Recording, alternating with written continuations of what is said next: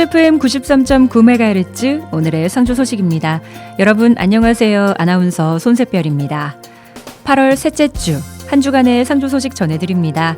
전해드리는 모든 내용은 상주방송의 보도자료를 인용했음을 알려드립니다. 첫 번째 소식입니다. 지난 6일 강영석 상주시장은 농업 분야 주요 현장을 방문해 농산물 생산 및 유통 상황을 점검하고 애로사항을 청취하는 등 농업인들과 현장에서 함께 고민하는 시간을 가졌습니다. 먼저 서상주농협 산지유통센터의 포도 공동선별 작업장과 혹서기 노지포도 비대 상황 등을 점검했습니다. 상주포도 재배 면적은 23년 기준 2,086헥타르로 전국 대비 14%, 경북 대비 25%의 비중을 차지하고 있습니다. 특히 지난해 경우 상주 농산물은 32개국 362억 원을 수출했고 이중 포도가 222억 원으로 61%로 신선 농산물 수출이 경북에서 가장 많은 비중을 차지하고 있습니다. 그러나 산지는 여전히 어려운 것은 사실입니다. 외국인 등 농업인력 수급의 어려움, 작년 동기 대비 포도 가격의 하락, 농자재값의 상승, 폭염과 폭우 등 급격히 변하는 기후는 산지를 더욱 어렵게 하고 있습니다. 그럼에도 불구하고 상주 농업 환경도 변화하고 있습니다. 농업인 스스로 고품질 농산물 생산을 위해서 적정 착과량으로 당도 높은 농산물을 만들어야 한다는 목소리와 함께 상주시에서도 이상기온에 대비한 재해 예방시설의 지원, 온라인 도매거래 활성화에 대비한 공동선별 시스템 구축 등 현재와 미래 농업 환경에 대비하기 위한 노력을 하고 있습니다.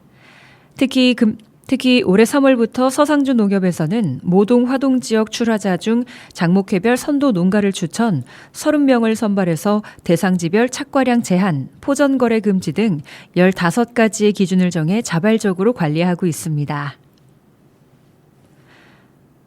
상주시 화서면 적십자 봉사회에서는 화서면 기초생활수급자인 민혁이 가구의 주거환경 개선 봉사활동을 펼쳤습니다.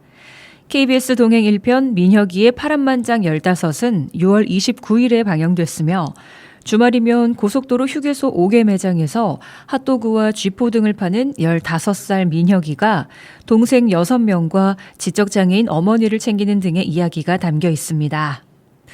이어 2편에는 민혁이의 집에 도배와 장판 및 화장실 리모델링 등 주거환경 개선 사후 촬영 중 화서면 적십자 봉사회에서는 상주 300 로타리 클럽과 함께 민혁이의 집 내부 정리 및 청소 등의 봉사활동을 실시했습니다.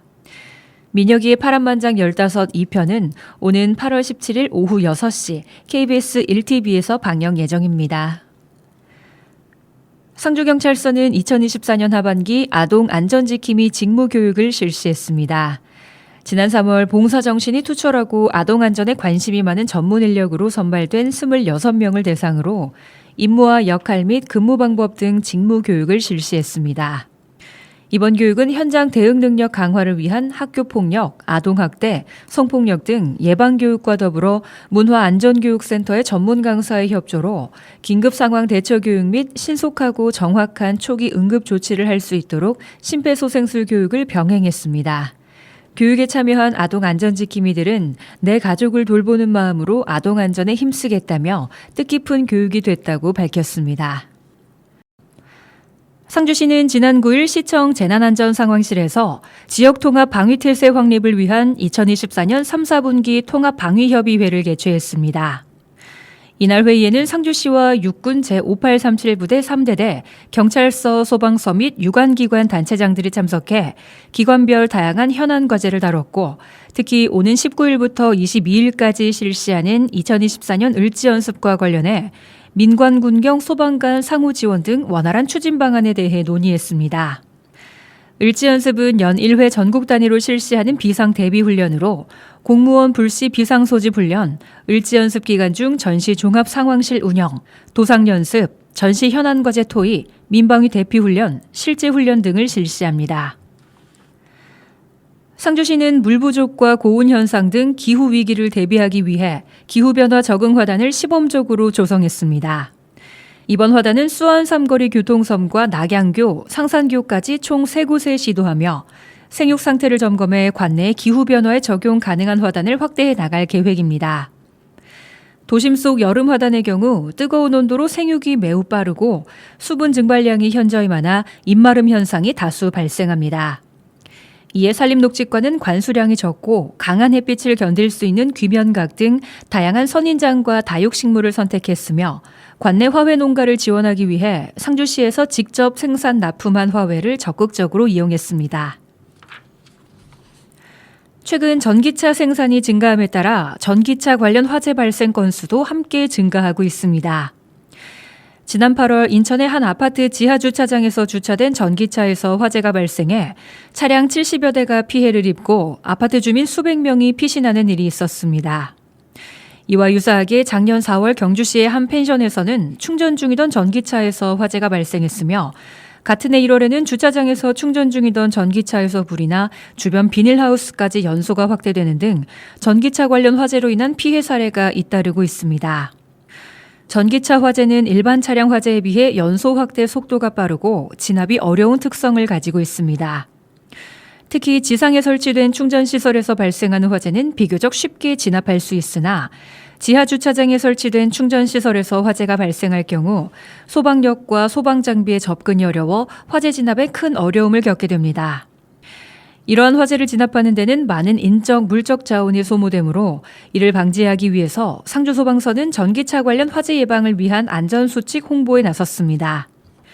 전기차 관련 화재 예방 안전수칙으로는 지하주차보다 지상주차 권장, 반드시 지정된 충전기와 어댑터만 사용, 충전소 주변 흡연 금지, 차량용 소화기 비치, 배터리 점검 및 유지 보수 등이 있습니다. 어린이들이 입을 수 있는 다양한 한복을 디자인하고 무박 3일 동안 직접 제작하는 2024 경상북도 한복 창작 해커톤 대회가 한국한복진흥원에서 개최됐습니다. 한복 입기 문화 확산과 침체된 한복 산업 분위기에 활력을 불어넣기 위해 열린 이번 대회는 한복이라는 전통 콘텐츠와 IT 분야 대회 방식인 해커톤을 결합한 혁신적인 한복 창작 경연 대회로 전국에서 모인 한복 디자이너와 패션 전공 대학생 등 참가자들은 무박 3일간 어린이 한복 디자인 창작 경연을 펼쳤습니다. 경북도는 이번 대회에 저출생 극복의 의지를 담아 미래 세대 주인공인 어린이 한복을 주제로 선정했으며 대회 첫날에는 정인순 대한민국 한복 명장과 김혜진 한복 디자이너의 강연, 참가자들과 자유롭게 토론하는 포럼의 장을 마련해 한복의 과거와 현재, 한복 산업의 미래 방향을 함께 모색했습니다. 김학홍 행정부지사는 한복의 품격과 가치를 계승하고 이어가는 참가자 여러분들의 뜨거운 열정과 자긍심을 응원한다며 우리 옷 한복이 새로운 부가가치가 창출되는 전통 문화 산업의 으뜸이 될 수 있도록 경북이 선두가 돼 전문가 양성과 산업 육성을 적극 지원하겠다고 전했습니다. 상주시가 상주시 스마트 도시 계획 수립 용역 중간보고회를 개최했습니다. 이날 행사에는 정상원 부시장과 관련 부서장과 팀장 등 60여 명과 외부 전문가로 구성된 5명의 자문위원들이 참석해 경쟁력 있는 도시를 만들기 위한 스마트 도시 추진 방향이라는 주제로 교육을 실시하고 상주형 스마트 도시 추진 방향 및 각 분야별 서비스에 대한 의견을 나눴습니다. 상주시는 지난해 9월 스마트 도시 조성을 위한 스마트 도시 계획 수립 용역에 착수한 이후 지역 현황 분석, 관련 부서 면담 및 역량 강화 교육, 시민 리빙랩, 주민 및 공무원 대상 설문조사, 스마트 도시 서비스 아이디어 공모전 등을 추진하며 도시의 문제를 도출하고 해결을 위한 아이디어를 모색해 왔습니다. 상주시는 이번 중간보고회에서 스마트 도시 비전과 목표, 추진 전략 및 도출된 서비스들을 검토 보완하는 한편 올해 중 건축공간연구원 헬프데스크와 국토교통부 승인을 신청할 계획입니다. 상주시 노인종합복지관과 상주시 장애인종합복지관은 지난 12일 무더운 여름철 더위에 지치기 쉬운 복지관 이용자 300여 명을 대상으로 사회적 가치 나눔 실현을 위해서 무료 특식으로 비빔면을 제공했습니다. 이번 무료 특식 행사는 봉사단체 사단법인 선원문화관 일명 짜장스님의 후원으로 복지관 종사자들과 함께 복지관 이용회원들이 여름철 무더위를 이겨낼 수 있도록 진행했습니다.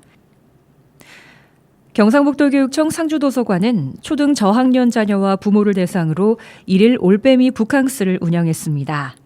이번 행사는 연일 이어지는 무더위를 식혀주고 가족과 함께 독서 경험을 공유하기 위해 기획된 특별 여름나기 프로그램으로서 가족이 함께 도서관에서 한여름밤을 시원하게 보내는 시간을 가졌습니다. 레크레이션 전문 강사 진행으로 가족 대항 릴레이 초상화 그리기, 빙고 게임, 퀴즈 등을 진행해 행사 열기를 높였으며 자율 독서와 보드게임, 공포영화 관람과 도서 팥빙수의 전설을 함께 읽고 팝업북 만들기, 즉석에서 팥빙수 만들어 먹기 등 무더위를 식혀주는 다양한 프로그램을 진행해 참가자들의 큰 호응을 얻었습니다. 민주평화통일자문회의 상주시 협의회는 지난 13일 통일환경 급변에 따른 북한 변화 및 국론 결집 방안을 주제로 2024년 3분기 정기회의를 개최했습니다. 이날 정기회의는 개회식, 자문위원 통일 의견 수렴, 상주시 협의회 활동 보고, 하반기 운영 방안 및 주요 통일활동 사업 계획 논의 순으로 진행했습니다. 윤경한 협의회장은 개회사에서 오랜 분단으로 점점 통일 문제에 흥미를 잃어가는 젊은 세대들의 관심을 높일 수 있도록 시민사회와 연계한 지속가능한 평화통일 기반 구축 활동이 필요하다고 강조했습니다. 이날 회의는 북한의 대남 적대 정책 지속, 불안정한 국제 정세 등으로 인해 통일 환경이 급변하고 있는 상황 속에서 북한의 변화를 유도하고 국론을 결집할 방안을 모색하기 위해 자문위원들이 다양한 의견을 제시했습니다. 상주시는 지난 9일 범시민 유치추진위원회와 대구 군부대 이전 사업 추진 현황을 공유하는 자리를 가졌습니다. 이 자리에서 상주시는 국방부가 요구한 315만 평의 훈련장을 비롯한 후보지 선정 절차, 부대 이전에 따른 예상 이주 인원 등 이전 사업 전반에 대해 가감없이 설명했습니다. 상세한 설명 후 참석 위원들 간 다양한 의견이 오갔으며 특히 훈련장 관련해서는 소음에 대한 정확한 정보 제공, 주민 설명 및 의견 수렴 등이 필요하다고 지적했습니다. 김홍배 추진위원장은 군의 입장에서 훈련 여건 보장은 상당히 중요한 부분이라며 대승적 차원의 이해와 협조가 필요하다고 전했습니다. 강영석 상주시장은 군부대 이전 사업은 주민 수용성이 전제되어야 하는 만큼 주민 의견이 무엇보다 중요하다며 지역 주민을 대상으로 설명회를 개최하고 의견을 수렴하겠다고 전했습니다. 한편 국방부는 오는 9월 임무 수행 가능성과 정주 환경을 평가해 예비 후보지를 선정하고 이를 바탕으로 대구시가 주민 수용성과 사업성을 평가해 올 연말까지 최종 후보지를 발표한다는 계획입니다. 상주시 보건소는 9월 30일까지 시민 걷기 활성화 프로젝트인 50일간 25만 걸음 걷기 챌린지를 진행합니다. 이번 걷기 챌린지는 스마트폰을 소지한 상주 시민이라면 누구나 참여할 수 있으며 모바일 걷기 앱 워크온을 설치하고 상주시 보건소 공식 커뮤니티에 가입해야 합니다. 8월과 9월 걷기 챌린지에 참여하기를 누르고 목표 걸음을 달성한 후 응모하면 추첨을 통해 100명에게 CU 편의점 모바일 상품권 10,000원권을 지급합니다. 상주시는 오는 8월 24일부터 9월 7일까지 전통문화 체험을 위한 2024 태평성대 경상가명공원 전통체험교실을 운영합니다. 체험교실은 8월 24일부터 3주간 매주 토요일과 일요일 경상가명공원 상산관에서 운영되며 수강료와 재료비는 무료입니다. 이번 체험교실은 나만의 도장 만들기, 전통문양 무드 등 만들기, 전통연 만들기로 총 3개 프로그램으로 구성됐으며 각 강좌는 1일 2회씩 총 4회 운영합니다. 체험 참가 신청은 8월 20일 오전 9시부터 8월 22일까지 상주시 통합 예약 시스템을 통해 선착순 모집합니다. 이번 주 상주 소식은 여기까지입니다. 태연의 위켄드 들려드리면서 인사드립니다. 손샛별이었습니다. 한 주간도 함께해 주신 상주 시민 여러분 고맙습니다. 즐거운 주말 보내시기 바랍니다.